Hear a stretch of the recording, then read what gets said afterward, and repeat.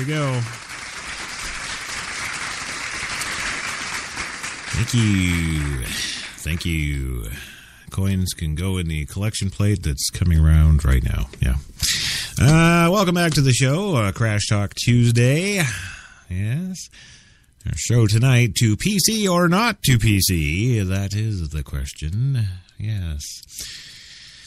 Yeah, we've been covering a lot of PC stories as of late, and yeah, it's out of hand. It's a little nutty, a little stupid, a little too far.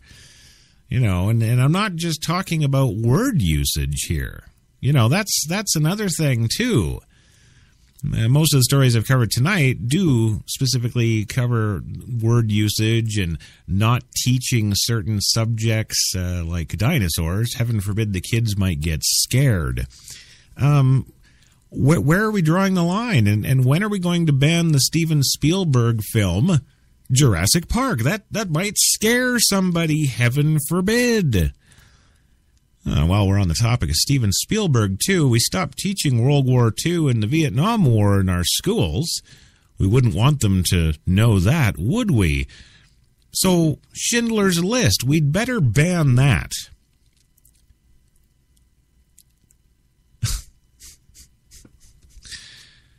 Yeah. We don't want to give the wrong idea to our kids. No, we don't. Well, I got news for you, ladies and gentlemen. We are. Yes, we are. It's exactly what we're doing. Do you remember Fort Hood? Mm-hmm. Yes, that mass shooting in Fort Hood. Ah, the good old days. Mm-hmm. Well, the military's new report on the Fort Hood shooting, only once in the entire report does it name the alleged shooter, Nidal Hasan. And of course, no, we're not inferring he's Islamic or Middle Eastern at all. You know, Nidal Hasan is, well, it's a well-known Irish name. No, it's not. Well, anyway, the report only names once the shooter, Nidal Hasan, and never discusses his religion, which has critics howling. And of course, yes, among the critics, yours truly, Crash Jesus, right there with them. Several lawmakers want an explanation for those omissions, including the Homeland Security Committee Chair Joe Lieberman. Lieberman tells Time magazine today that he's disappointed because the inquiry does not adequately recognize the specific threat posed by violent Islamic extremism to our military. Though the report is titled Protecting the Force, Lessons from Fort Hood, only one page is actually devoted to the oversight of alleged perpetrator. Yes, most of the report is voted or devoted to personnel policies and emergency shooting response procedures. Quote, our concern is with actions and effects, not necessarily with motivation, said one leader of the review. But critics argue that the motives led to the murders, and there ought to be examined whatever the political correctness implications. You see, so it's not just the PCism just out there to screw up you and me from, dare I say it, calling someone a retard or physically disabled. No, it's not. It's impeding governmental procedures. It's impeding. It's if you really think about it, in all of the cases that we've seen, it's handcuffing our government in a lot of cases. And of course, you know, we're already, you know, hard enough on our government for not doing this and not doing that and spending money here when they should have spent money there, and get rid of him, he's an idiot and we need a new one, and, you know, it's time for change, etc., etc. But is this whole PC thing limited to government? Is it limited to our behaviors on Twitter and Facebook? Is it limited to just you and me, the average John Q. citizen? Well, no. No, it's not. No, it even touches the wide world of sports, doesn't it? Guy smacking around his wife in an elevator, and that's it. His career's over. He's done. Well, a lot of people aren't going to like me for this. But we weren't in that elevator. Yeah, we saw a video clip. Yeah, okay. He hit her, knocked her out cold. Do we know from watching that 25-second clip what either of those people's lives are really like? No. No. Do we know that Mr. Rice has been beaten by his wife for years since they got married? No, we don't know that. Would he come out and say that? Never in a million years. Are you kidding? He's the big, sexy football player. Yeah, or baseball, or whatever the hell he plays. Because I don't know, because I'm not into sports. Well, it's not just that stuff either, though, is it? No. As I said near the beginning of the program, we're talking about things like, well, we can't have the Cleveland Indians anymore. It has to be the Cleveland Indigenous. Well, I don't know where I was, and I certainly don't know where any of you were, but does anybody recall Protest 1 from any Indian anywhere in this great country of ours protesting the Cleveland Indians because they're Indians and they're not Indians, but their name is Indians, and we have to change it because it's offensive to us? I didn't see any. No. But now the poor owner of that team has to spend millions and millions upon millions of dollars to do what? He's got to change all the logos in every kind of media across the globe. He's got to completely rebrand his sports team just to make who happy? The Indians aren't happier. I can tell you that right now. If you want to make the Indians mad, take away their casino licenses. If you want to make them happy, give them more. It's pretty much that simple. Now, I didn't make the system. Don't hate me. I just, like you, got born into it and grow up and look around and, wow, this is the world we got. This is what we're living in. So I don't think it's offensive when I say that. How about the Washington Redskins? Well, they may have dodged the latest legal challenge, to its allegedly racist team name, but with more on the way. Bloggers and social media idiots have been tossing out alternatives that team owner Dan Snyder should consider. Yeah, like the Washington Nationals from the Washington Redskins. Sharing a nickname with a baseball team didn't hurt the New York Giants back in the day. Well, you know what? There's a condition in this world amongst us human populace called dwarfism. Yes, midgets. Yeah, they're cute.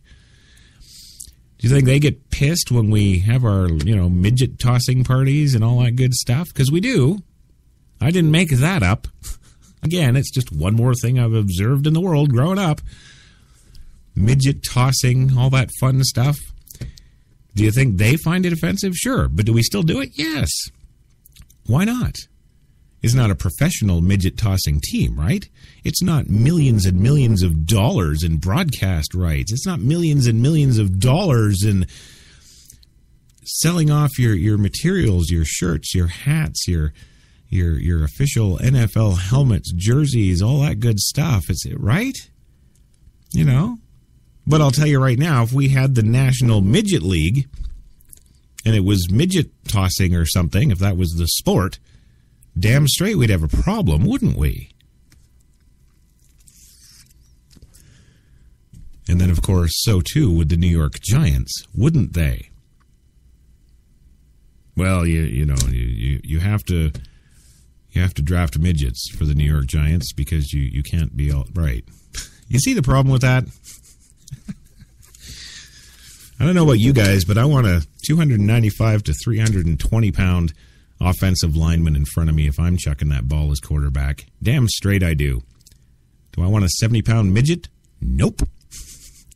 Can he do the job? Nope. An offensive lineman is a mountain of a man for a reason. The other team has to climb that mountain before they can get to the quarterback. Well, unless, of course, you're the Seattle Seahawks. Sorry.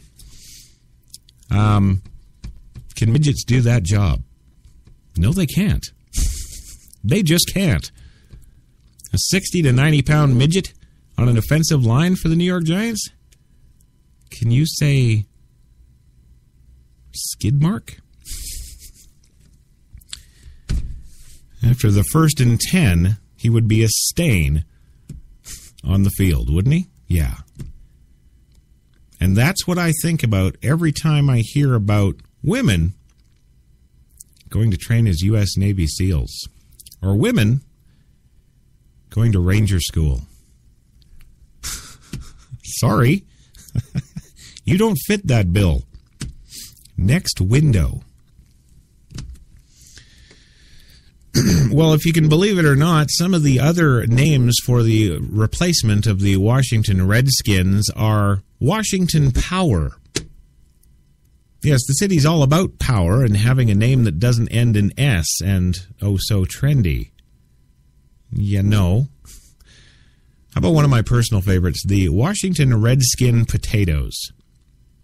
Well, sorry, that's not going to work, Washington, because, well, in New Jersey, retard is banned, and, well, potato is actually another slang word that's used quite often in place of retard. That kid's just a potato. Means he's dumber than wood. Okay, he just sits there and drools. Well, the Washington Redskin Potatoes, ooh, that's bad. That's a whole team of retarded kids. We can't have that. And it goes on, doesn't it? Well, maybe if we went, I don't know, fictitious. Maybe if we went fantasy. Let's think of, I don't know, the Washington Dragons. Because, you know, Snyder probably played a lot of D&D as a kid, right? Oh, but let's think back to Dungeons and Dragons, shall we? Let's see.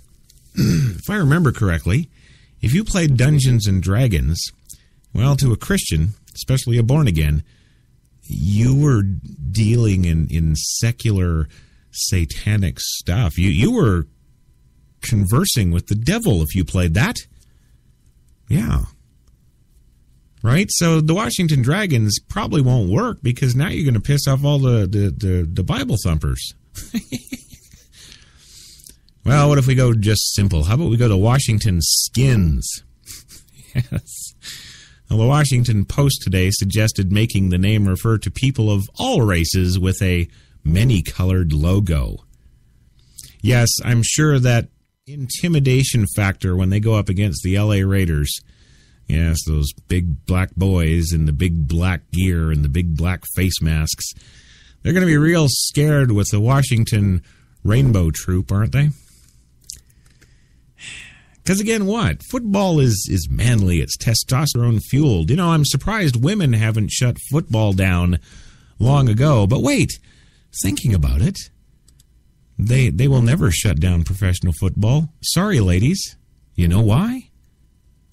Well, there's too much money at stake, isn't there? Yeah, that's it in a nutshell. There's too much money at stake. Sorry, we're not doing that. In fact, when it comes to the baseball league there, I'm really surprised that the Cleveland Indians even entertained any of this because, hey, you know, think about it. We've got that movie with Charlie Sheen there. That was the Cleveland Indians, wasn't it? I don't know. What the hell was it? Milwaukee? Who knows? I don't know. I don't actually pay attention to movies. It's just mindless stuff to wash over you after a long work day, isn't it?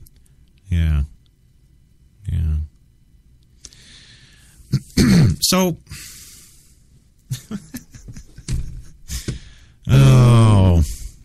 is there any end to this? Really, is I guess the next question. So many things we're not allowed to say. So many things. Oh yes, Crash Man, you rant and rant and rant and rant. There's no end to it today, but hey, that's okay, isn't it? I hope it's okay. If not, well, we're just all boned. Welcome to 3 p.m. Eastern, yes, your coffee and cigarettes here on HTLA Radio Uno, New York's best talk. It's your Thursday double-double on coffee and cigarettes today. Yes, it is. We got your double-double. Yeah, it's 2 cream, 2 sugar. It's an extra large cup, and it's just for you right here. Oh, what do we got going on today on the big show, you might ask, for all this coffee goodness? Well, today, remember that that Georgia school director I told you about there yesterday? Well, of course, I called it, as she was fired today after her viral racial graduation comments. Yes. So she's out of there and looking for work, and she'll never be hired again. Also, an 8th body has been recovered from the AMTRAK wreck. Yes, and also today we actually have some Hillary news along with a bunch of 2016 garbage. But this time it's personal. Yeah. I think we've been lucky the last week and a half or so staying away from the politics news there, but it's inevitable. We're screwed. Well, hey, stories we're also following today in the coffee shop include a father guilty of murder for throwing his daughter off a cliff, and the man who spends 29 years in jail for looking like a rapist. And we got oil rigs in Seattle and an elderly man who orders food using 911. Hell, we even got Love Boat news. That's right. All that and so much more today. So, hey, come on in, grab yourself a cup, have a seat, light one up. Ladies and gentlemen, it is your coffee time.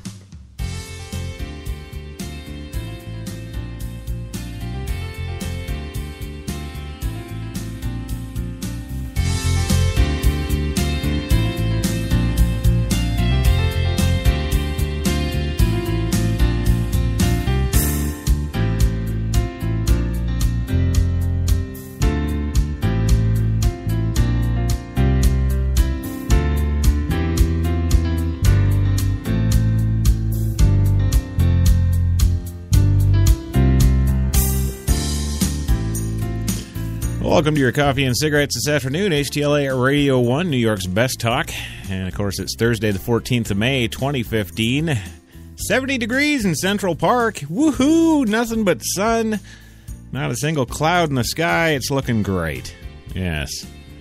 And I am Chris Crash Jesus Taylor, and I am stuck here with you at HTLA's Studio 2 in downtown Manhattan here, enjoying my fine Tim Hortons coffee. Yes.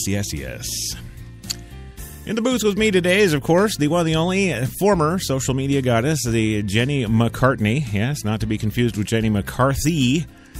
Oh my God, no, she's like 42 and stuff. Yeah, so she's running the old PreSonus 2442 digital broadcast mixer, brought to you by PreSonus for everything in professional and digital audio. You want to go check them out, PreSonus.com. Also, today's show is brought to you, of course, by those fine folks at Tim Hortons New York City, now with 8 fine locations in the city, to serve your coffee and baked goods needs. Yes, Tim Hortons is always fresh, kind of just like me. And, of course, this show is powered by Procast. Aha! Screwed them that time. I had my headphones off. Yes, I did. But they're back on now, so hey, let's get rolling here, see what we got going down today. Of course, got to intro our 3 lovely co-hosts. Yes, the show does have guest co-hosts, whatever they may be to you. That's what they are to me. And first up, of course, is the man who taught me film and television production from day one, way back in 1995. Yes, the one, the only, the Academy Award nominated director extraordinaire, the one, the only, Louis Lawless from Millbay Studios in beautiful Millbay, British Columbia, Canada. Louis, are you there, sir, today? Always with a female and having a relationship, married or single, it's always better that they do the leaving. If you do the leaving, it keeps that lingering thing. You know what I mean? Yeah. Oh, yeah. Yeah, I know what you mean. But I don't know that has anything to do with anything. But tell us about the Academy Award noms. We're 5 steps away from winning the Academy Award. Right. And we didn't. Yeah, I know. It can be tough, but, you know. Oh, can we cuss? Can I cuss as I always do on the show? Yeah, I'm going to say no, but I know you, so you're going to do it anyway, and that's okay because Jenny's got the button there for you. We'll take care of you. It's about fucking time. Move on. See, there you go. That's it. Bullshitters, never keep your mouth shut. Always hustling, always looking for something to do and putting things together. That's a American. Look how they took the country away from England. They did, and there you go with England again, and that's probably about time to introduce our second lovely guest co-host. There he is. Yes, coming to us from about 8 blocks down the street here in HTLA's Studio 2 is the one, the only Gilbert Gottfried in his lovely, spacious, sprawling mansion of 1,000,000 dimensions. What the fuck?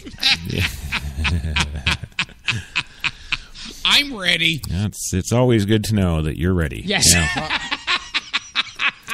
And finally today, coming to us from an undisclosed location somewhere deep in the heart of Tennessee.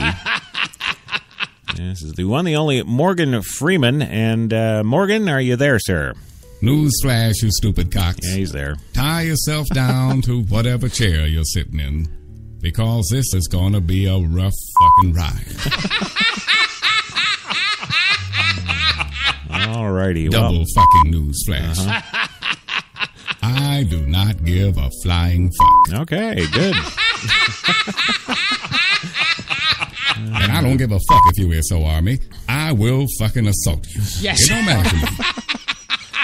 Well, it's good to see Morgan here in his fighting spirit, all ready to go here. And before we go, actually, we're going to, we got a couple of things lined up here, of course, by request and agreement, and to promote the future movie release of that incredible Problem Child. And it's not a remake. It is a remake. It's not a sequel. It's not a threequel. It's not it's an actual quill. Yeah.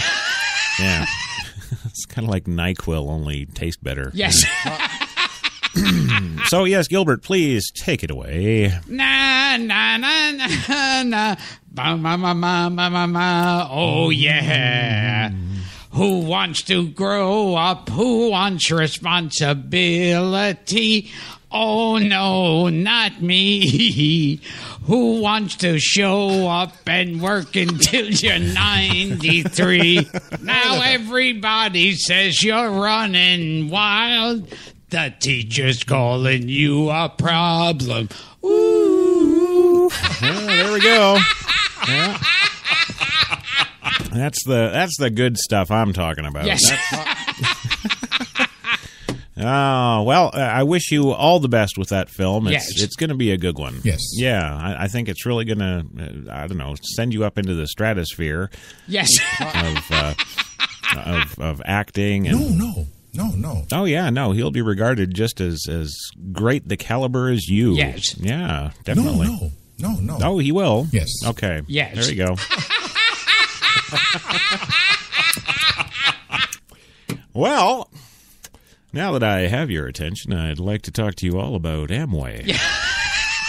No, I'm just kidding, of course. Yes. Yeah. Yes. Don't worry, I would never try to sell you Amway. No. That's not my style. Yes. Yeah. Well, moving on today, we got some stories, and do we got some stories, of course. Yes. Yes, thank you. Yes. We do, right? Yes. Can I get to those stories? Yes. Yeah? Okay. No. No? Yeah? Yes. Okay. Yes. Yes, good. Well, coming up, the first item up for bids on today's Coffee Shop is Right. Well, I called it yesterday when we originally brought the story. Yes. Yes, I did. No. I did. I did, actually. I did. And told you about the school director in Georgia who got that little racial comment out. You see, what actually happened, and you can actually check this out on, of course, YouTube now, because that is your new source. Yes, what happened was there was the graduation ceremony going on, of course, and all the people were there and watching the kids graduate, and there were speeches, and it was all, fun had by all. Yes. And all the black people were getting up and just leaving, and the proceedings weren't, they weren't done yet. Yes. Right.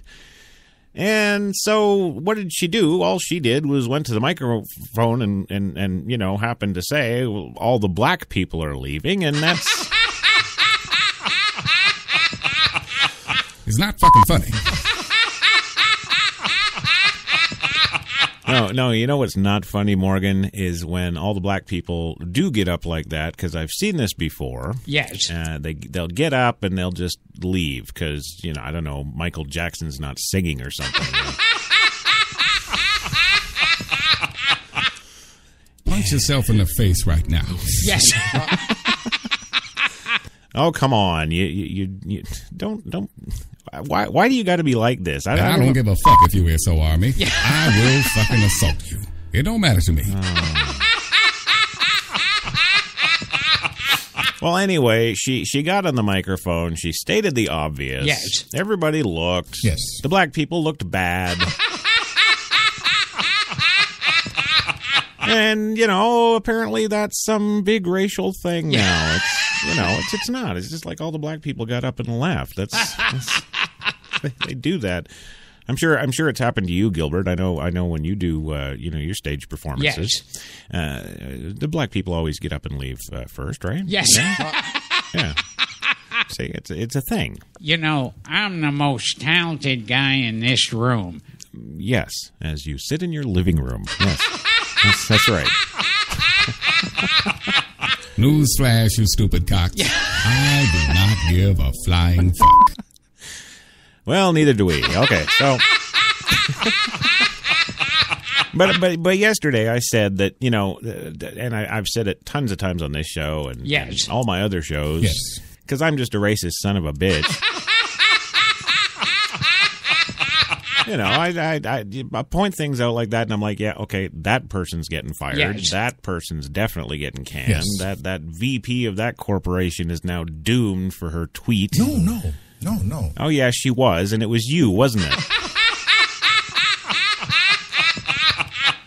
Well, before we get on to this story, I've just been reminded by Jenny, who is currently on the phone with Morgan's attorneys, that we have to do his stupid little story first.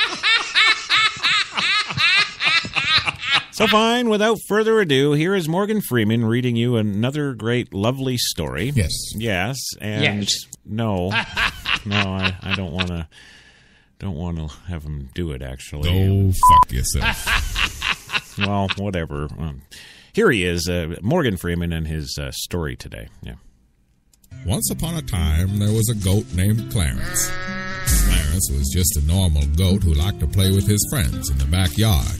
Like all goats, Clarence liked to pretend he had a castle and that he was queen of all Goatland, sitting in his throne made from the skulls of all who had defied him. One day, Clarence got a little rambunctious, and after destroying his owner's greenhouse, car, and treadmill, he wondered if there was more to life. So he made up his mind to visit the world outside his fence. After climbing all the way up a big ladder, Clarence found a jetpack, and he took off like a bird, except with no control over where he was going at all. Once he finally landed, he found himself at a human protest. They were protesting penis-shaped food, which Clarence didn't understand at all. Carrots and bananas were some of his favorite foods, so Clarence killed them all. Clarence thought maybe next time they would protest something worthwhile, like vagina-shaped food. Have you ever seen a pomegranate cut in half? Or a fistful of shaved pastrami? Ew, that's nasty.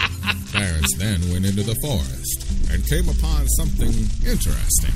It began to rain goats. Like the "it's raining cats and dogs" metaphor, but literally, and with goats. Dozens and dozens of goats. I'm talking a fuck ton of goats. Then, as you might imagine, the goats turned into an unholy ball of death, and Clarence was transformed into a super powerful demon goat. Yes. Being a demon goat was a lot like having a jetpack, except more insane and fucked up. Clarence was having a really fun day, but all fun has to end eventually, even for a demonic flying goat with a 300-foot-long tongue. So after he robbed a convenience store and went to a low-gravity testing facility and murdered a woman there by bouncing her off several higher wind speed fans, he headed home for a pleasant dinner with his family. His family was so glad to see Clarence. They'd been worried about him. Clarence assured them that he was fine by going on an after-dinner rampage through the house. And he even took one of them for a ride into the sky on his 300-foot-long tongue. What a great day. Okay. Yes. Thank you, Morgan. Yes. That was one. Can I say it? Yeah. Yes. Wonderful. It was wonderful. They get fucking crazy because all of a sudden nobody loves them. Yeah. It's not fucking funny. Okay. Well, you know what, Morgan? I actually we knew you were going to do the goat story today, so Jenny and I sat around here this morning and we threw together a little goat song for you. Would you like to hear it? Yes. All right. Yeah. I know Gilbert would because he knows what's coming. Yes. And Louie, you probably should cover your ears. So without further ado, here's what we threw together for you, Morgan. Enjoy your goat story, mother Yes. frickin'.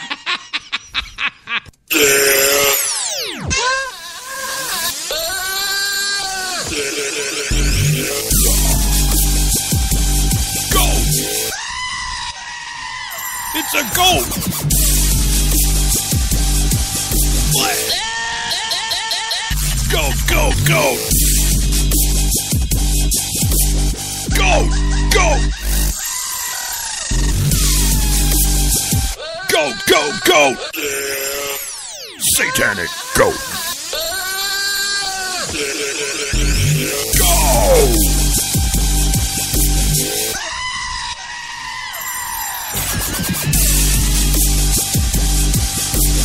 Go! Go!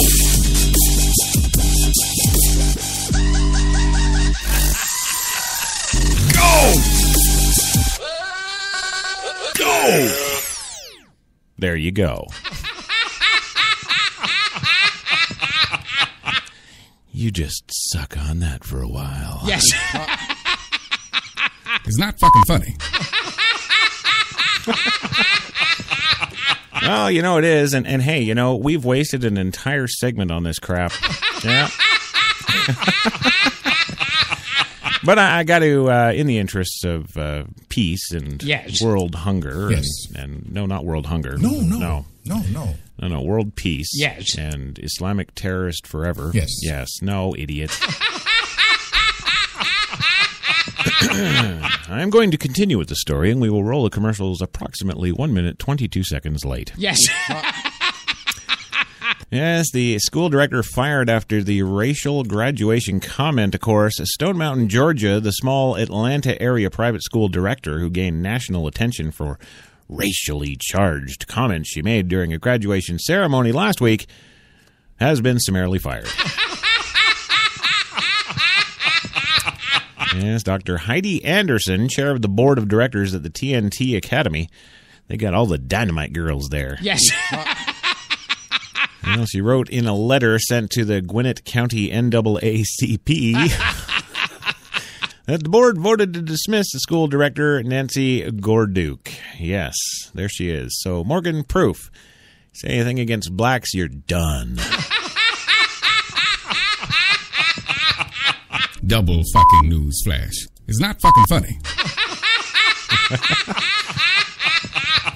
Well, the letter reads, in light of recent events, the board of directors at TNT Academy has moved to dismiss Nancy Gorduke as principal. During the coming transition, we will continue to prioritize support for black people. And moreover, we will continue our commitment to black people. And, yes, during a Friday's graduation celebration, Gorduke accidentally dismissed the attendees before the school valedictorian could give a speech. As people began filing out of the room, black people first. Well, she asked them nicely, like a white girl. Yes. Excuse me, please, everybody. We're not quite done yet. Could you come back, please? Well, she forgot the final speech, and so she dismissed us all at first, said one of the graduates, Dorte Lambert. She told everyone to come back. One parent got mad, and he told his child, "Come on, let's get out of this White House." It's not fucking funny. Well, be that as it may, it's a quote. Yes. Yeah. Gorduke also told WSB-TV that she was frustrated in part because an unknown person had walked in front of the auditorium to record the graduation ceremony after asking him to sit down. She later called security, but not before calling him a goober and a coward. And goober and coward are both names that black people get called all the time. Well, according to video recordings of the ceremony posted, of course, to social media and YouTube aplenty. Yes, those comments appeared to cause an unrelated family to walk out with their graduate. Gorduke then addressed her mistake about the valedictorian in the crowd. "You people are being so rude to not listen to this speech," Gorduke told the audience. According to video recordings, quote, "It was my fault that we missed it in the program. Look who's leaving, all the black people."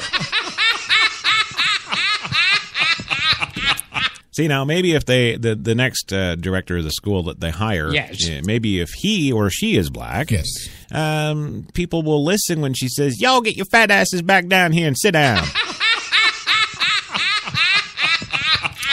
It's just a guess on my part, but I'm thinking that might be it. Newsflash, you stupid cocks. Yeah, I know. I do not give a flying fuck. Okay. Yes, several black honors graduates appeared to walk off the stage in protest. Cell phone video recorded by audience members has since gone viral, of course. Gorduke later apologized to parents in an email, saying, "The devil was in the house and it came out of my mouth." Yes, and I bet all those black men were thinking about putting something in her mouth. Yeah. Yeah. Oh, they do. Oh, yeah, they do. Oh, yeah, don't you worry. White women are like a trophy, you know. Yeah, I never forget, I was at a bar out in New York City here a couple of weeks ago, and I saw this big black man, and he left with a couple of nice, tight little blondes, and he said on the way out, because I was in the coat check there talking to that girl, and yes, he said on the way out, he's like, "Yeah, I'm getting you all back for slavery. I'm taking these home and bucking." Would you be happy? Would you? Well, no, you wouldn't. No. So why the fuck would you do it to them? I didn't do anything. He took them home and banged them. I didn't do any. Are you people fucking retarded? Yes. That's not a rhetorical question. Well, beyond the inappropriate remarks, the former principal attempted to legitimize the bizarre episode by claiming that the devil made her do it. Johnson said in an emailed statement, "This is not just about Mrs. Gorduke's comments. The NAACP would defend Mrs. Gorduke's right as a private citizen to free speech. However, those entrusted with responsibility of our children must set a higher standard than goober." Well, the TNT Academy is a non-traditional, non-racial school. for homeschooled students hoping to obtain accredited degrees. I'm sure they're going to do quite well, just like all those online university diplomas. Yes, they didn't do them very well. Yes. No, they didn't. No, No, not at all. Yes. Yeah. Yes. Yeah, well, there she goes, and never to be seen in the abyss again. Yeah, she's gone. And, we do have to go to that commercial break now, thankfully. We've gotten that first segment out of our goddamn system. And hopefully there will be peace when we return. Yes. Yes.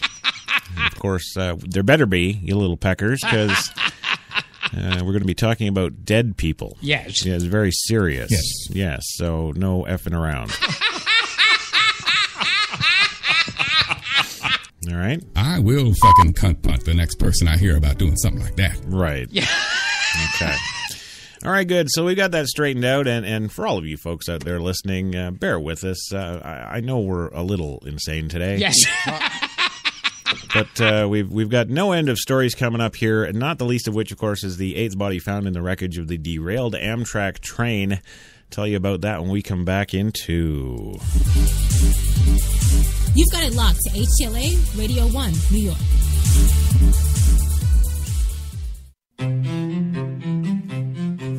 What if there was a coffee that was sourced from some of the world's most renowned growing regions? Abundant with rich, fertile soil. What if this coffee was picked at the perfect moment, then packed meticulously and shipped carefully to be roasted under the watchful eye of coffee masters? What if it was expertly blended, ground, and sealed, ensuring maximum flavor and freshness, then brewed in small batches and always served fresh within 20 minutes, just the way you like it? Now, what if this coffee just happened to be the coffee you already know and love? Tim Hortons. Always fresh. Always great tasting coffee. Man, I've been to a lot of places over these past 50 years. Seen the whole true north strong and free. 'Cause I've been everywhere, man. I've been everywhere.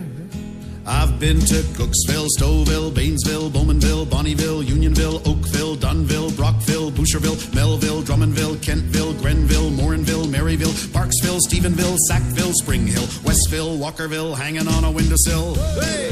He said, wow, that's a lot of places. I said, hang on, there's more. I've been to Moncton, Picton, Shannon, Vernon, Stellarton, Hamilton, Nipigon, Nobleton, Yorkton, Brighton, Bolton, Beaverton, Brandon, Edmonton, Walkerton, Wyerton, Granby, Miramichi, Charlottetown, Burnaby, Yellowknife, Whitehorse, Corner Brook, Nunavut. I've been everywhere, man. I've been everywhere, man. I crossed the prairies bare, man. I breathed the mountain air. I've traveled, I've done my share, man. I've been everywhere, man. Check it out. Ottawa, Wawa, Mattawa, Chippewa, Moose Jaw, Oshawa. Some said the U.S. has lost its innovative power. We said America is lighting the way as the innovation nation.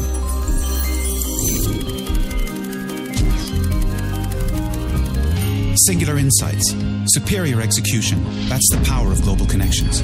Bank of America Merrill Lynch. Voted top global research firm 2011, 12, and 13. Hi, I'm Mike, founder of DollarShaveClub.com. What is DollarShaveClub.com? Well, for $1 a month, we send high-quality razors right to your door. Yeah, $1. Are the blades any good? No. Our blades are f***ing great. Each razor has stainless steel blades, an aloe vera lubricating strip, and a pivot head. It's so gentle a toddler could use it. And do you like spending $20 a month on brand name razors? 19 go to Roger Federer. I'm good at tennis. And do you think your razor needs a vibrating handle, a flashlight, a back scratcher, and 10 blades? Your handsome-ass grandfather had 1 blade and polio. Looking good, Pop-Up! Stop paying for shave tech you don't need. And stop forgetting to buy your blades every month. Alejandro and I are going to ship them right to you.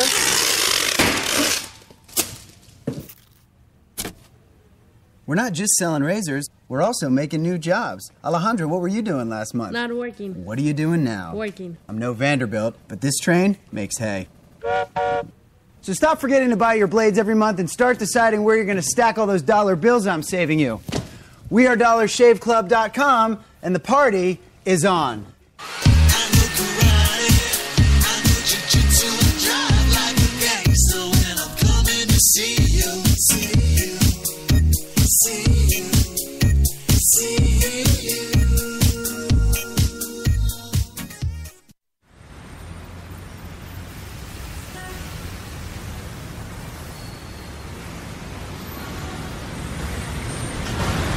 I've been so inspired by being in New York because everything from what people are wearing on the street to the way they're interacting with each other, to drive through the West Village at night and you see a couple kissing on the street, or you see someone fighting outside their apartment, or you see so much humanity on a daily basis that even if you're not inspired by your own life that day, you can be inspired by someone else's life. You got that long hair, slick back, white t-shirt, and I got that good girl face and a tight little skirt. And when we go crashing down, we come back every time, 'cause we never go out of style. We never go out of style. Take me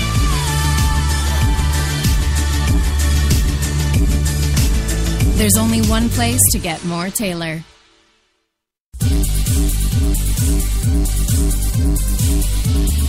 We're New York's best talk radio, HTLA Radio 1.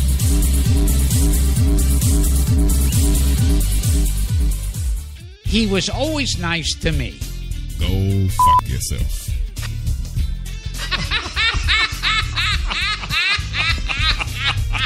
You know, it's kind of not really a surprise that that Morgan lives in seclusion when he's not on the big screen. Yes.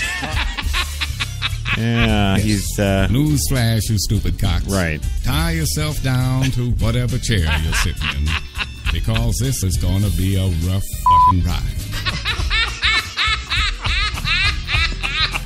Well, of course it is. You know it is. The music is fantastic. Yeah. Oh, you got to hear it. Yeah, we can. Yeah. Yeah, Louis, we have earphones, and we're actually listening to the show while we do the show. Yes. Yeah. Yes. Yeah, you can hear it, right, Morgan? Yes. Yeah? And, well, I know Gilbert can. Yes. Yeah. So there, Louis, what do you got to say about that? I think it should be short and sweet. Well, it's only a minute long, you know. You love to do that kind of stuff. You always did. What? And put your name up there and dress in different stuff. So fantastic. If I can be of any help, let me know. So what's the email address? Dress in different stuff? What? I don't know where you get that. You being Catholic, you realize that you can have birth control. You realize that? Yeah, but who the hell wants it? Sex is only the tip of the iceberg. I know. Yes. Well, welcome back to the big show today. Your coffee and cigarettes Thursday double for this, the 14th of May, 2015. Coffee and Cigarettes is brought to you by the fine folks at Tim Hortons, New York City. Now with 8 fine locations in that city to serve your coffee and baked goods needs. Tim Hortons, always fresh. Hey, I timed that right with the music. Yes. Damn, I'm good. I'm good, damn it, yes. And now I have to bring up that piece of trivia that everyone feels like they're telling people that they don't know. No. Okay, well, lay it on us, man. Here's a name out of nowhere. Right. But I don't know. I just thought, because she's really of, like, more modern but still old Hollywood. Raquel Welch. No, Raquel Welch is just old. I didn't. Well, I mean, old Hollywood, sure, but I mean, old is old. You know, Yes. I mean, you know, it's like I don't know what. Well, Morgan knows what that's like. Yeah. It's not fucking funny. Yeah. Which, by the way, in case you're an idiot, maybe it's spelled out for you. No. We fucking suck so far. Well, maybe you do. Hey, buddy, I can get this kind of abuse anywhere. Yes. I don't need this. Hell, Arnold Schwarzenegger wasn't like this. Come on. It's not fucking funny. Oh, yes, it is. Yes, it is. Well, moving on with the big show today. Of course, we've got some serious stuff here. So I don't want Gilbert to, no more. Just be yes. Yeah, be straight. Yes, be serious. No, okay, no, that wasn't a joke. Yes. Yes, I'm just saying this is serious time. We're talking about 8 dead people in the train that almost killed many senators.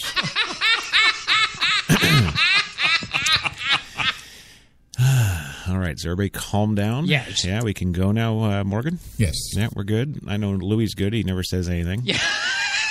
So, No. No, he doesn't. Yes. Yeah. Yes. Okay. All right. Well, yes, it is true. They have found the 8th body in the wreckage of that derailed AMTRAK train. Recovery teams searching the wreckage at the site of an AMTRAK derailment in Philadelphia found an 8th body today in the twisted wreckage of a passenger car. Philadelphia Fire Commissioner Derek Sawyer said. The commissioner told reporters that cadaver dogs were recalled to the area early Thursday to do one more search at the crash site. He said the dogs were directed to the front passenger car, which was especially twisted and badly damaged, and indicated that a body was inside. He said the teams used hydraulic tools to reach the victim. Even before the discovery of the latest fatality, the crash was already the deadliest in U.S. train accident in nearly 7 years. The Amtrak train en route to New York City from Washington, D.C. jumped the track Tuesday evening on a curve north of Philadelphia. More than 200 people were injured. Philadelphia's Michael Nutter reported Thursday that all 243 people who were believed to be on the train at the time had been accounted for. The train was traveling at 106 miles an hour shortly before the crash, the NTSB confirmed yesterday. Ron Samalt, NTSB board member, said that the emergency brakes slowed the train down to 102 miles before the accident. Good job! Yeah. Pull a whole 4 miles an hour off of that, we'll be fine. Yes. They get f***ing crazy because all of a sudden nobody loves them. Okay. Sure, Louis. We'll go with that. Nobody loved them. You know how to spell my last name on the check, right? It's Louis Lawless. Yes. Yes. Well, that speed was twice the limit for that section of track north of Philadelphia where the incident occurred. The lawyer for the train engineer in charge of the Amtrak train says his client suffered a concussion in the accident and cannot remember what happened when the train jumped off the tracks, but he did remember to pick up his bottles of vodka out of the... He says he remembers coming into the curb. He remembers attempting to reduce speed, and thereafter, well, he was knocked out. Yes, because when you see that you're going too fast and you attempt to slow down... Yes. That's when things go black. Yeah. Well, attorney Robert Goggin, representing engineer Brandon Bastian, told ABC's Nightline on Wednesday. Bastian said he has absolutely no recollection of the incident or anything unusual and no explanation for the crash. He only recalls getting thrown around, coming to, finding his bag and his cell phone, and dialing 911. And it looks like, Gilbert, yes, you're going to be called as an expert witness in this case. No, I'm dead serious because, of course, you know just as much as the man driving the train. Yes. There you go. Well, the lawyer said the 32-year-old Bastian from Queens, New York, was, quote, very distraught to learn the loss of life in the incident. The lawyer said his client is cooperating with authorities and has turned over a blood sample of his lawyer. The lawyer said that if they need another blood sample, we can get some from his dog. Yeah, he's cooperating. He also said Bostian told him he had no significant health issues before the crash and was not on any medications. Those Vicodin pills all over the front of the cab were just were left by the other engineer. Yes. Yes.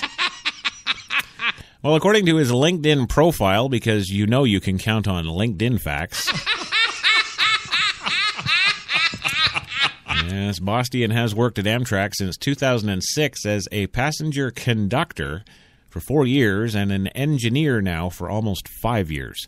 Mayor Nutter, reacting to word of the train's speed, says, "That's just insanity." Well, Nutter said that he nevertheless didn't want to prejudge. "We know what happened. We don't know why." The train's speed was captured on the recovered black box that records data in the operation of the train. One safety measure that might have prevented the accident was not in operation along the stretch of the track. The system is called the Positive Train Control, or, for you black folk, the PTC. It's not fucking funny. Yeah. Well, the AMTRAK the PTC is designed to prevent the collision of two trains, derailments caused by excessive speed, and some human errors such as misaligned tracks during switching. The system, which AMTRAK in 2012 called the most important rail safety advancement of our time, is mandated for all U.S. commuter lines by the end of the year, but had not been installed in the fatal section of the Philadelphia track, as they were putting that on bottom priority of their list of tracks to do because, well, all the senators use it. Of course, the senators want to cut their budget. Yes. Well, on a serious note now, among the dead, Jim Gaines, a 48-year-old Associated Press video software architect. The news agency said Gaines had attended meetings in Washington and was returning home to Plainsboro, New Jersey. His death was confirmed by his wife, Jacqueline. U.S. Naval Academy midshipman Justin Zemser, 21, of Queens, New York. His mother told NBC4 New York. The school, which declined to release the name until all of his relatives were notified, did say that the victim was on leave and on his way home. Abid Julani, a senior vice president at Wells Fargo, according to the company spokesperson in New York. Rachel Jacobs, the chief executive of a small tech company in Philadelphia, her family said Wednesday. She was the CEO of an online education consulting firm, Apronet, and commuted from her home in New York City to her work in Philadelphia. She leaves behind her husband and 2-year-old son. And then there's a whole bunch of, diagrams and things about trains and alcohol bottles and...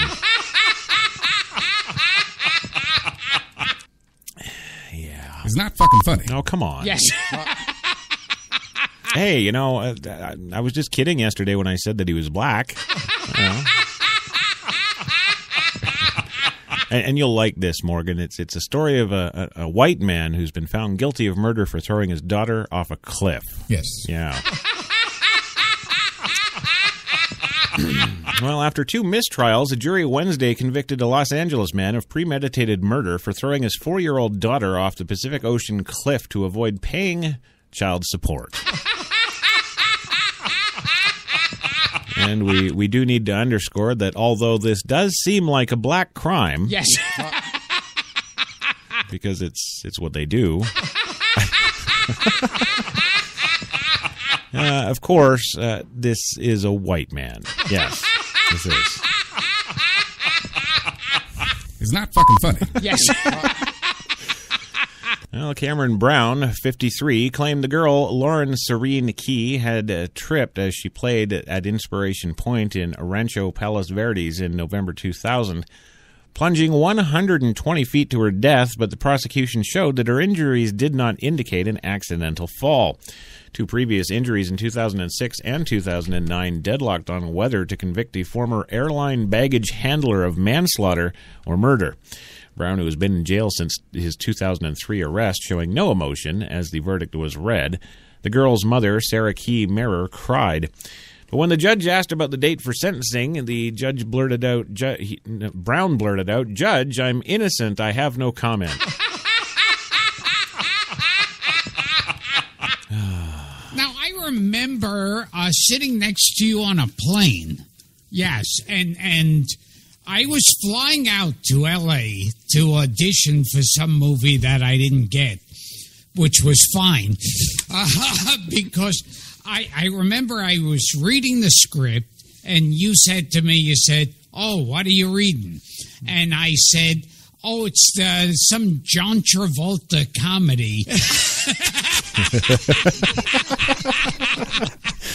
Called The Expert. That's what it was, yeah. And it's about two young hip Americans who get kidnapped by Russian spies to teach them how to act like young hip Americans. And you, being a fortune teller, said, "Oh, that sounds like a piece of shit." Oh man, yeah, I remember that too, and wasn't it though? Yeah, like, oh yes, but why the hell did you bring it up right now? I'm in the middle of the damn story. Punch yourself in the face right now. Yeah. Oh, where the hell was I?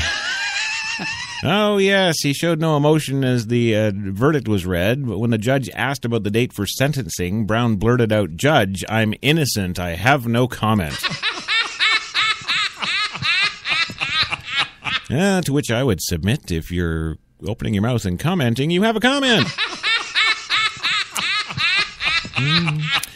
Well, Deputy District Attorney Craig Hum told jurors Brown wanted Key Mirror to get an abortion, and he tried to get the British national deported. He had been paying $1,000 in monthly child support. The primary reason for killing Lauren was to get back at Sarah for revenge, he said in closing statement, according to the City News Service. Defense attorney Aaron Laub painted his client as simply a bad father and suggested Brown be convicted only of manslaughter. His father, who had his duty to hold her hand and hold her, didn't do it, Laub said. "Honestly, I have a hard time seeing and not guilty. I'm looking for what is justice." And that's why I became a defense attorney. And well, moving on. Now we can get back to the fun stuff. Yes. Now we're going to do that because, of course, I'm going to tell you about Michael Kenneth McAllister, who spent 29 years in jail because he looked like a rapist, and he's a white guy. It's not fucking funny. Well, no, of course not, Morgan, because you don't see black or white. Yes. Right, you just see men.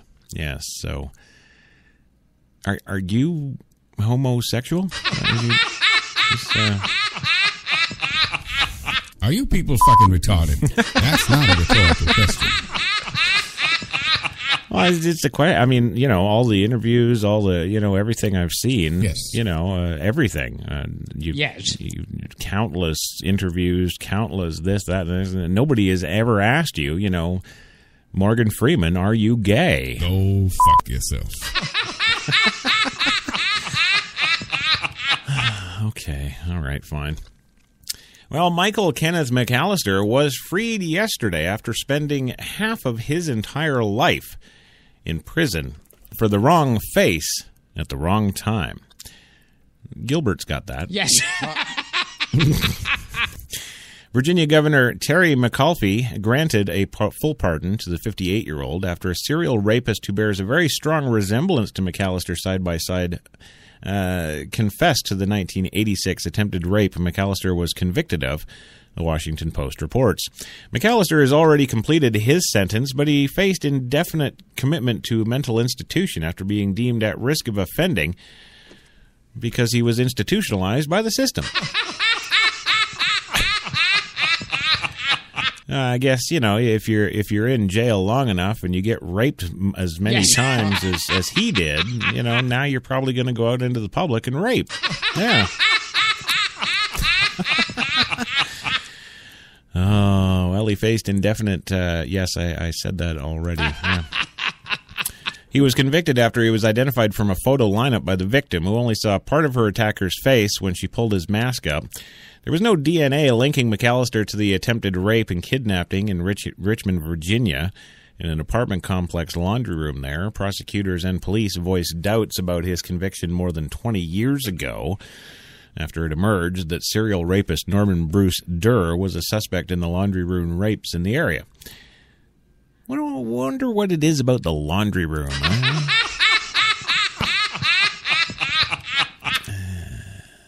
Morgan? Newsflash, you stupid cocks. Never mind.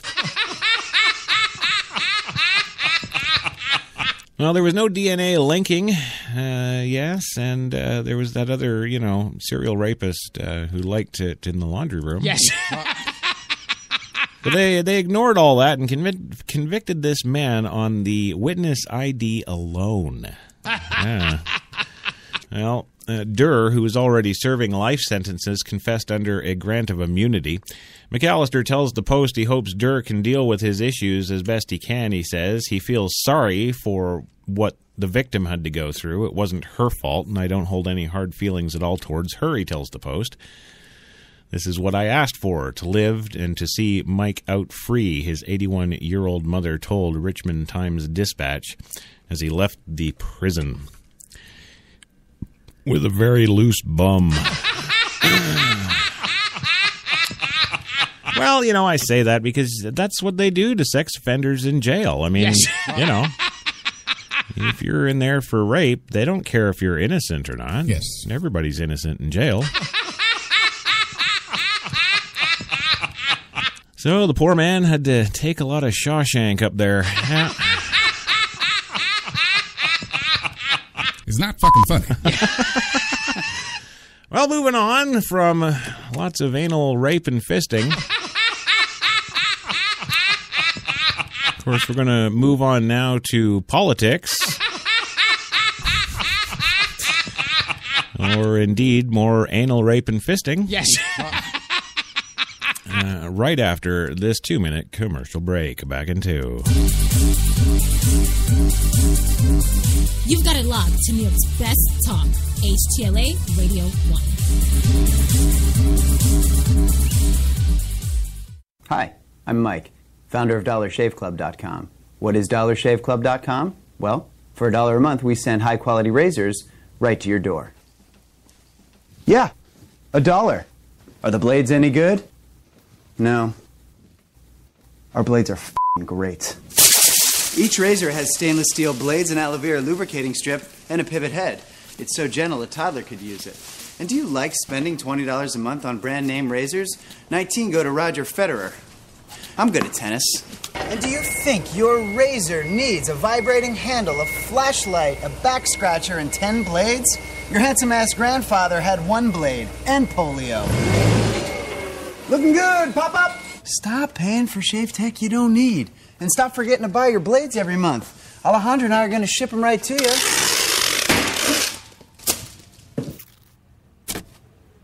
We're not just selling razors, we're also making new jobs. Alejandro, what were you doing last month? Not working. What are you doing now? Working. I'm no Vanderbilt, but this train makes hay. So stop forgetting to buy your blades every month and start deciding where you're going to stack all those dollar bills I'm saving you.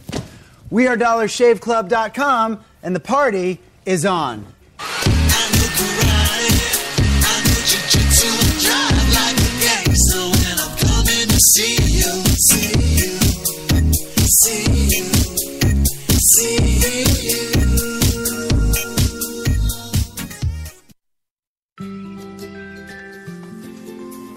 It could be 7 in the morning. Or 10 at night. In Chilliwack, BC. Or St. Peters, Nova Scotia. It could be Michelle. Or Mark. Or Jen. But whenever, wherever you order that cup of Tim Hortons Premium Blend Coffee, You know that it's always fresh. From Newfoundland and Labrador to Vancouver Island, Tim Hortons, a coffee all our own. When we arrived at our hotel in New York, the porter was so incredibly careless with our bags. And the room they gave us It was beautiful. A broom closet. But the worst part was the shower. My wife drying herself with the Egyptian cotton towels. Shower curtain defined that whole vacation for her. Don't just visit New York. Visit TripAdvisor New York. With millions of reviews, a visit to TripAdvisor makes any destination better.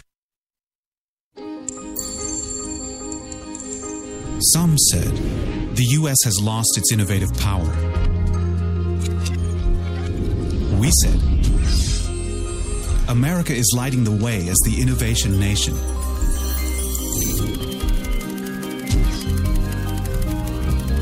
Singular insights, superior execution. That's the power of global connections. Bank of America Merrill Lynch. Voted top global research firm 2011, 12, and 13.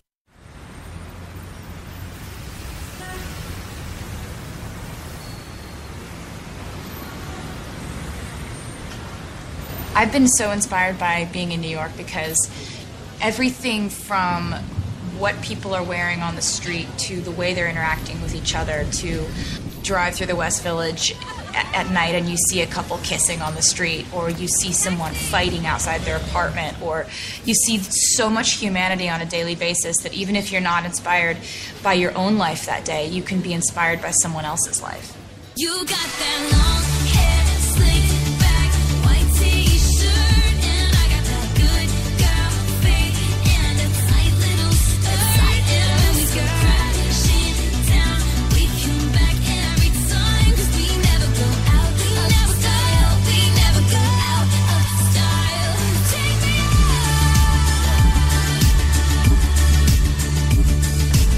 There's only one place to get more Taylor.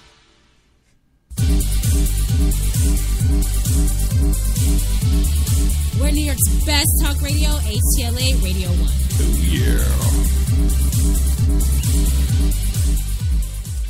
Doesn't that count for something? No, you stupid fucking asshats. It fucking doesn't. You want to know fucking why? Do you? It's not fucking funny.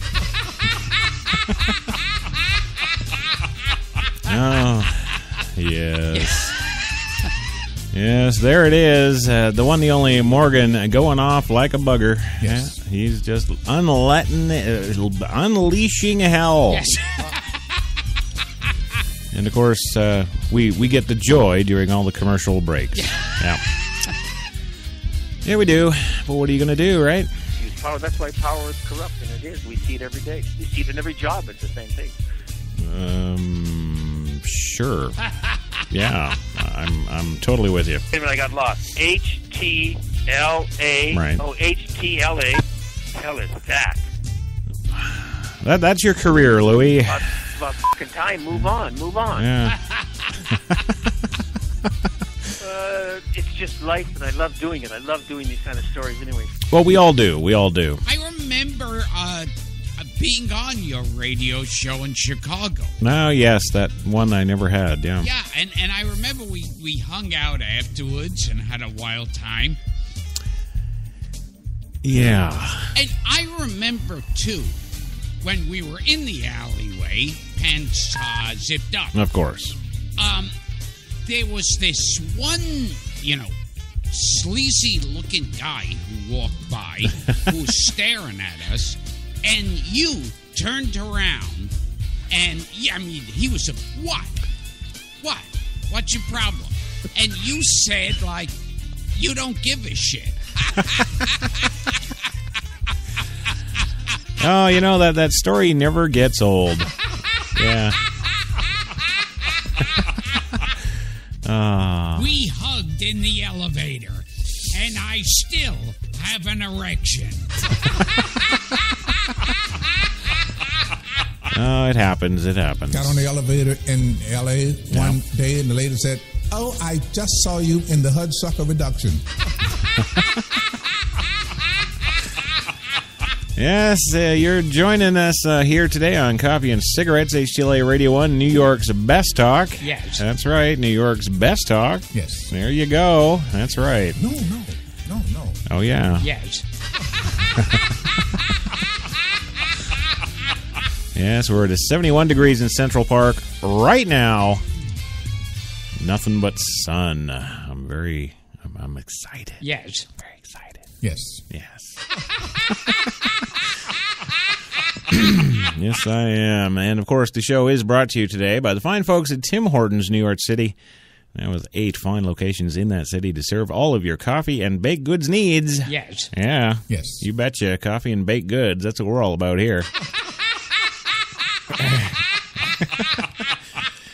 Yes, and remember, well, just try and remember who sent you. Yes. You know, when you're down there filling up on all your coffee and donuts, just let them know Crash sent you. Yeah. They get crazy because all of a sudden nobody loves them. Yeah, I know. Yes. I know. Well, that's why, of course, Louis, we have customer service in this country. Yeah. Yes, it's to make us feel like we're loved. Yeah. Bullshitters, never keep your mouth shut, always hustling, always looking for something to do and putting things together. That's a American. Look how they took the country away from England. Yes, and speaking of England, it's time for American politics. Well, moving on here, our election 2016 segment begins now.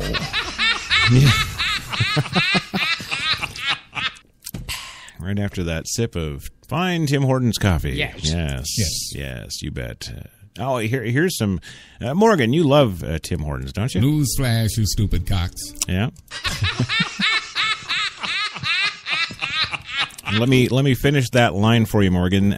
Go ahead, give it to me again. Newsflash, you stupid cocks. Yes. Gilbert, shut up. I was about to do an impersonation. Yeah.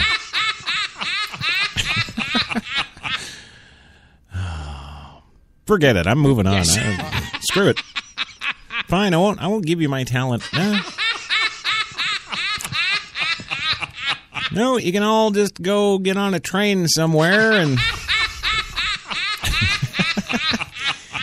Well, our first story up for bids today on the election news 2016, of course, is Jeb Bush now definitive. Yes. Well, it took him long enough, too, because when you find out what he's definitive about, that was years ago. But at least he's now definitive. Yes. I'm going to say this for America.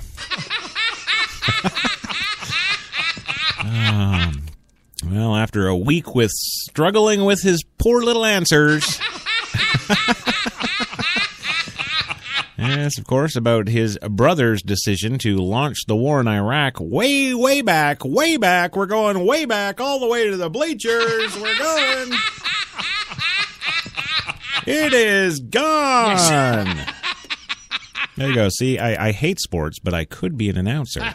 Yeah, see?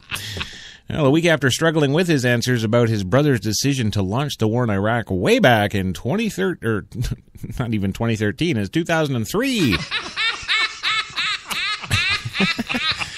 Yes, good old Jeb Bush, candidate for the most powerful office in the world. Yes, today finally made it clear that he would not have invaded Iraq. There we go. Oh, but this is where it gets really good, of course, because he says, quote, "Knowing what we know now, I would not have engaged." Well, you see, part of the job of being president is to make the decisions in the now, not 12 years later? Yes. Jeb, the office is only for 4 years. Even if you're extremely lucky and pay people off like your brother did for 8, that's still, 4 shy of the goal. Yes. We got to do this for America. We got to be on point. We got to where's my hat? He would not have engaged, Mr. Bush said at an event in Tempe, Arizona. I would not have gone to Iraq. Well, that's great. I'm glad 12 years later, you've made the call. In an interview that aired Monday, Bush, who was gearing up to run for the presidency, told Fox News' Megyn Kelly that he would have invaded Iraq. I would have authorized the invasion, and so would have Hillary Clinton. Oh, yeah, drag her in there. Just to remind everybody, and so almost everybody that was confronted with this intelligence that they got. Yes. But his answer evolved over several days. Yes. It changed. He got flack for defending an invasion that was based on intelligence that is now acknowledged to have been wrong. He said he was unsure what he would have done and said it was a hypothetical question he could not answer. To which I would respond, "Mission complete, Mr. President." Well, but his answer, yes, it evolved even more. He wasn't sure what he would have done. He wasn't sure.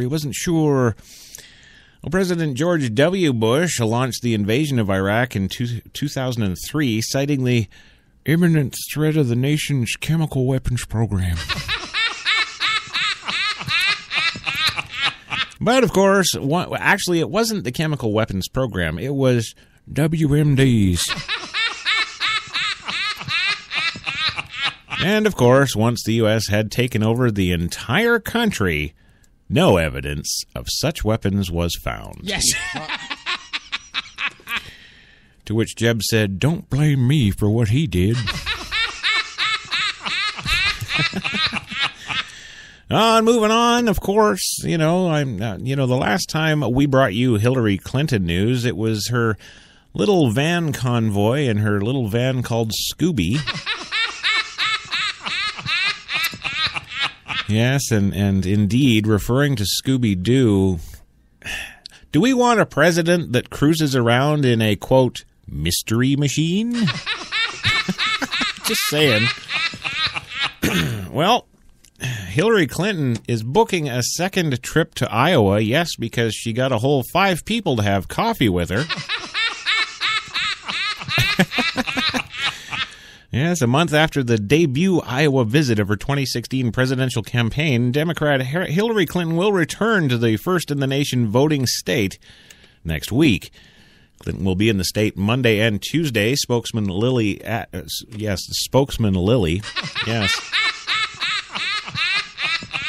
Oh, well, Christ, let's be fair. You never know these days. Yes. Lily Adams told the Iowa reporters Wednesday night the campaign aides didn't release the names of towns Clinton will visit, but said she will do small events similar to her previous 5-person coffee visit. When also asked if there will be more places that she will go where nobody knows her, the response was a shaken head and next question. Yes. Well, on April 13th, the leading Democratic presidential contender came straight to Iowa after formally announcing her candidacy the day before. Instead of flying in a private jet from her home state of New York, she rode in a van nicknamed Scooby. And ladies and gentlemen, I just did reference Scooby-Doo and the Mystery Machine. Yes. Morgan, you still awake? Yes. Yeah. Well, she named the van Scooby because it reminded her of the van in the 1970s cartoon Scooby-Doo. So there you go. She's openly coming out before any morons elect her. Yeah. And she's saying that she's going to be driving the Mystery Machine. All right? So don't come crying to me when, you think there's a government cover-up somewhere.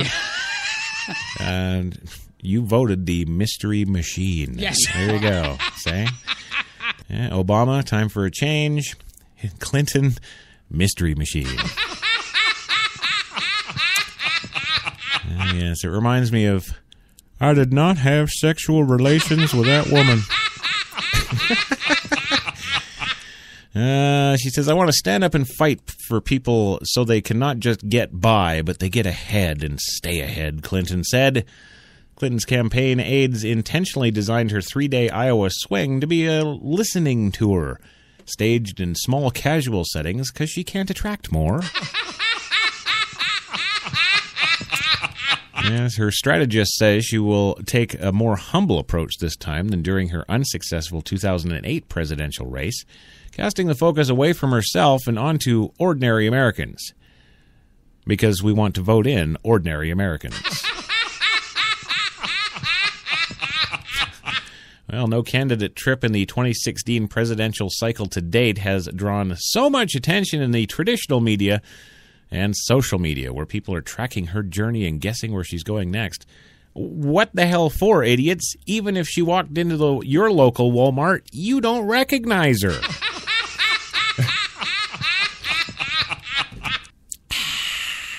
Yes. Well, in late April, Clinton penned a thank you note to the Iowans published in the opinion section of the Des Moines Register. Quote, "I'll be back soon. Thanks for having me, Iowa." To which the editor wrote, "Who are you?" And Republicans responded to the news of Clinton's upcoming Iowa visit by saying, "Yes, so what?" We're still pissed over the email servers. Yes. Yeah. Instead of addressing the concerns of everyday Americans, Hillary Clinton continues to dodge the growing number of questions surrounding her shady foreign donations and her secret email service, says Fred Brown, spokesman for the Republican National Committee. And for more on this story, of course, you can go to the Des Moines Register, but why the hell would you? Yes. Yeah. There you go. And in closing, is that right? Yes, that is the official end of our election coverage segment. So we'll just close it off with this little segment. Hi, I'm Gil Fulbright. The people that run my campaign, they've made this commercial, and I'm in it. This campaign, it's not about me. It's about crafting a version of me that'll appeal to you. A version that visits random work sites with paid actors pointing at things. A version of me that doesn't find old people loathsome or pointless. Has a conventionally attractive yet curiously still family.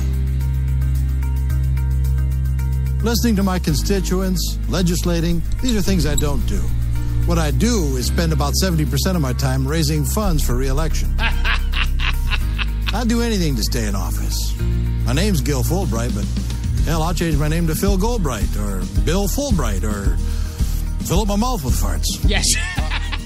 These are the things that are important to me. And these are the fine people that finance my campaign. Now, in order to do these things, I have to stay in office. And to stay in office, I have to keep these guys happy. Now, if any of these things make these guys unhappy, well, my hands are tied. So come November, the choice is clear. Do you want another spineless mouthpiece for special interest and lobbyists? Or a spineless mouthpiece for special interest and lobbyists?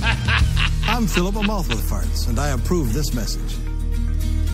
It's about fucking time. Move on. Yes, there we go. The official end to our election coverage segment today. Yes. There it is. Which, by the way, in case you're an idiot and need it spelled out for you, we fucking suck so far. Well, you know, you can't go wrong with the suck. Yes. Sorry, you just can't. I mean, there are people who try and people who fail. At least we don't fail at sucking. That better, Morgan? Yes. Good. Yes. Well, moving on today, we've got all kinds of stories here. Elderly man who calls 911 for pizza. Yeah, got an oil drilling rig on the way to Seattle to piss everybody off in the Northwest. Yes, a woman whose newborn died. That's always fun. And yes, finally today, the filthy Iranian gunboat shooting on cargo ships. Yes. Yes, all that and so much more. You just can't get enough. Well, that elderly man who calls 911 for food, dispatcher actually answers plea. Yes, when an 81-year-old North Carolina man returned home from spending months in the hospital for cancer treatments, he had no food and no one to turn to. Clarence Blackmon. Yes, Blackmon. I'm kidding, Morgan. It's not fucking funny. Well, no, it's not funny. It's his name. It's Clarence Blackmon. Yes. I just throw the Jamaican on it, man. He decided to call 911. Yeah. This report comes to us, of course, from WTVD TV. What I need is someone to get the groceries and bring me food because I need to eat something, Blackmon told the dispatcher. Blackmon told the dispatcher he couldn't move or even get out of his chair. Well, the dispatcher received the call. Marilyn Hinson picked up the groceries for Blackmon and returned them to his home. You're still on about the Blackmon, aren't you? Yeah. Well, Hinson told WTVD TV she didn't think twice about helping Blackmon. He was hungry. Hinson told WTVD... How many times are they going to stick that goddamn call letters in the frickin' story of WTVD? It's not fucking funny. No, it's not. Hell with this shit. I'm boycotting TVD. Yes. TV. Yeah, screw them. Punch yourself in the face. I got to do something. Yes, he was hungry, Hinson told that TV group. Yes. Yeah. I've been hungry. A lot of people can't say that, but I can. I can't stand for anyone to go hungry, she said. Blackmon said the food was a blessing. Quote, I thought, Jesus, you answered those prayers, Blackmon said. Well, it wasn't Jesus, it was 911. Well, and it's good to see. Yes. I got to say, it's about bloody time they did frickin' something other than tell you, oh, there's a 55-minute wait on the... I need a policeman. Black people are here killing me.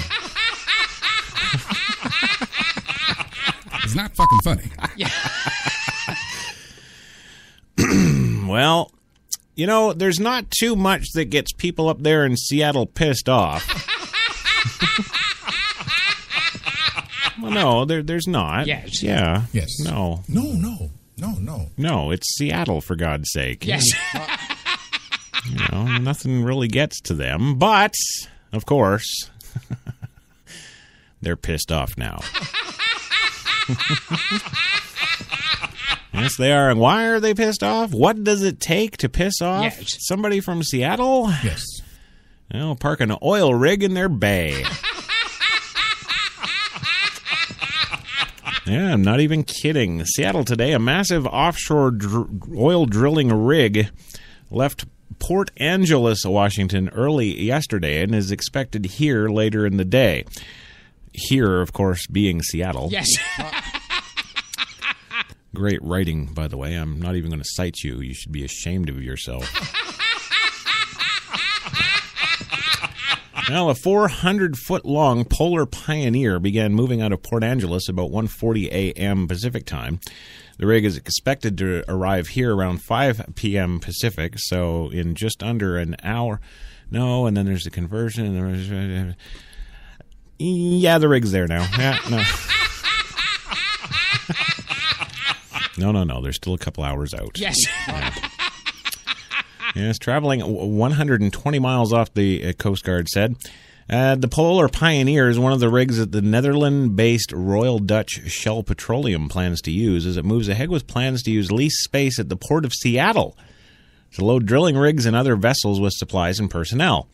It is preparing to explore for oil this summer at the Cherokee Sea off Alaska's northwest coast. So what the hell's your problem, Seattle? What the... Power tends to corrupt. Absolute power corrupts absolutely. Yes. Yeah, but it's just a... What? They're just tying up and getting people and food and shit. It's not like they're coming in and drilling the Inner Harbor. Punch yourself in the face right now. I'm not a fan of drilling in the Arctic or oil drilling or oil spills because I'm a fisherman and I like being in the water, said owner Craig Undum of Cycle University, where customers can see the Port of Seattle out the window. Yes, the company said it will park 2 rigs in the Port of Seattle. The city said it needs a new permit to do so and could fine the company if it doesn't comply. This moves up a showdown between environmentalists and oil exploration advocates and touches off a wider debate about climate change and whether the nation should tap oil and gas reserves in the icy remote Arctic Ocean off Alaska's coast. Poor Hillary. Yes. Should Shell bring the rigs to Terminal 5 before appropriate permits are in place? Seattle's Department of Planning and Development will evaluate the situation and could use or issue a notice of violation. Jason Kelly, a spokesman for the Seattle Mayor Ed Murray, said in an email Wednesday. On Monday, the Federal Bureau of Ocean Energy Management approved its plan to move the rigs, but on Tuesday, Port of Seattle commissioners passed a resolution asking Shell's host, Foss Maritime, to tell Shell to delay coming here. Given the short windows in which we have to work in the Arctic and our shared view that Shell's lease and the supporting contract with Foss is valid, we have made the decision to utilize Terminal 5 under the terms originally agreed upon by the parties involved, including the Port of Seattle. Shell spokesman Curtis Smith said in an email Tuesday. About a dozen protesters in kayaks, idiots. Yes, they stroked their way out to meet the 540-foot-long and noble Discoverer as it arrived Tuesday in Everett on its way south to Seattle. Drilling for oil in the precious Arctic is not on the right side of history, says Roger Hodgkin, a drilling opponent from Seattle. Labor groups representing workers at the Port of Seattle noted the 400-plus jobs that Foss lease has brought to the city. Already, while opponents, of course, urge that no resources are available to respond to a major spill in the Churchy Sea. That's Alaska's problem, Seattle. What do you... So there you go. That's what pisses off people in Seattle. Yes. And you have it here first. Yes. And it's totally real. No, it is. Yes. It is real. Yes. Yeah. Oh, and Gilbert, it's your favorite time. Yes. You remember this? Yes. Oh, here we go. Yes, ladies and gentlemen, the Love Boat is here. Yes. Exciting and new. Yes. Come aboard. We're expecting you. Well, of course, I'm not just playing this for Gilbert's pleasure. Yes. No, I'm playing it for Morgan's. Yeah. Yes, Morgan Freeman. Big star on the Love Boat. No, we actually got cruise ship Love Boat news. Yes, there it is. Take that down, Jenny. Burn it somewhere. Yes, the Love Boat. Of course, our next story here is about a woman whose newborn died on a cruise ship. Pleads guilty today. Yes, an Indiana woman has pleaded guilty to involuntary manslaughter after giving birth on a cruise ship and then stashing the newborn under her bed. The newborn. Yes. Yeah. Thank you. I'll be here all week. Tip your waitress. Yeah. Well, Alicia Keir was 20 when she gave birth by herself in her stateroom aboard the Caribbean cruise ship on October 8th, 2011. She told federal judge Rudy Lozano the child was born alive. Yes. She did not move, Keir told the judge. She did not make a sound. I should have gotten help, Keir added. A cleaning crew found the little girl's body wrapped up in a towel when the ship arrived at St. Martin. Physician determined the infant was dead from exposure and lack of care. Keir, now 24, said she knew that she was pregnant but didn't tell friends and family. She'll be sentenced August 20th. She could face up to 8 years in prison and a fine of $250,000.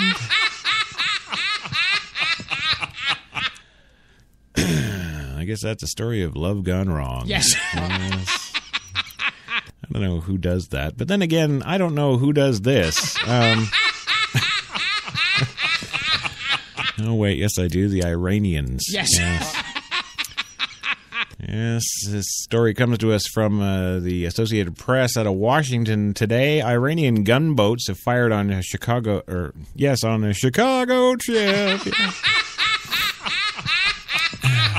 It's not fucking funny. Yes, get with the program. Straighten the hell out, for God's sake. Yes, Iranian gunboats have fired on Chicago. That's it. No. They fired on a cargo ship in the Persian Gulf. Again. Yes, Iranian gunboats opened fire on a cargo ship in the Persian Gulf after attempting to force it into Iran's territorial waters to steal the goods and the nuclear devices. You filthy American pigs. No longer will my men be forced to bow down to your pantyhose-wearing imperialism. Yes. Each week, we will raise pillars of holy fire in each of your cities until our demands are met. It's not fucking funny. That was gold. You're not even black. You're just a filthy American pig. Yes. Newsflash, you stupid cocks. I do not give a flying fuck. Well, the Alpine Eternity, a ship flagged to Singapore, fled toward the shore of the United Arab Emirates, said the official who spoke on condition of anonymity because he's not authorized to talk to anybody. Nobody was injured. The incident seems to have been sparked by an apparent incident on March 22nd that we told you about. The Alpine Eternity struck and damaged an Iranian oil platform in the Gulf. An official said the ship did not stay to deal with the damage. The incident follows weeks of tension in the region between Iranian forces and commercial ships. The U.S. Navy has been on call to respond to attacks on American-flagged vessels in distress. That is the end of the story and the end of my damn show.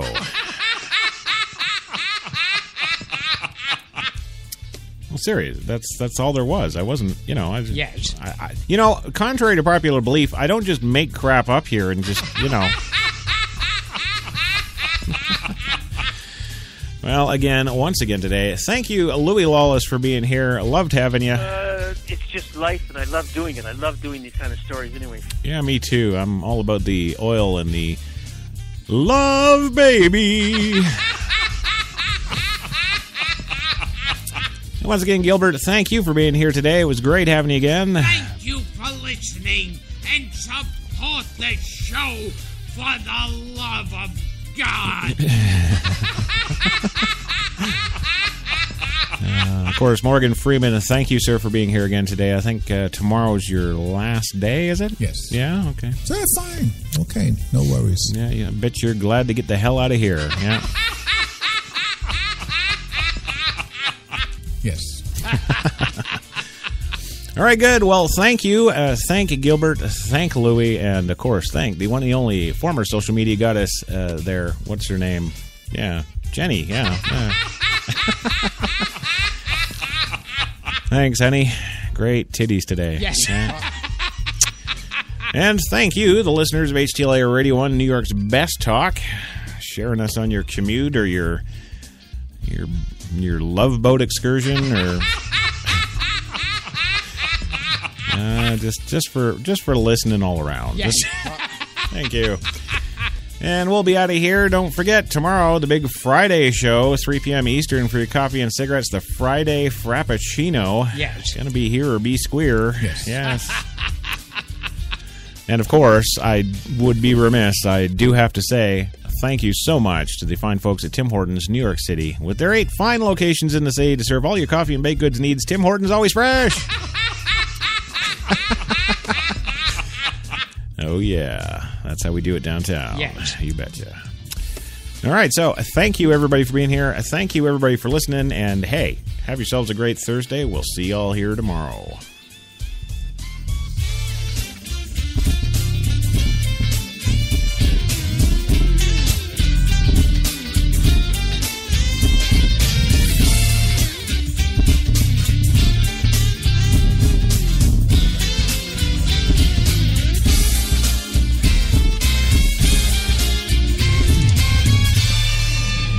yourself in the face right now so that I don't have to fucking do it myself. We're New York's best talk radio, HTLA Radio 1.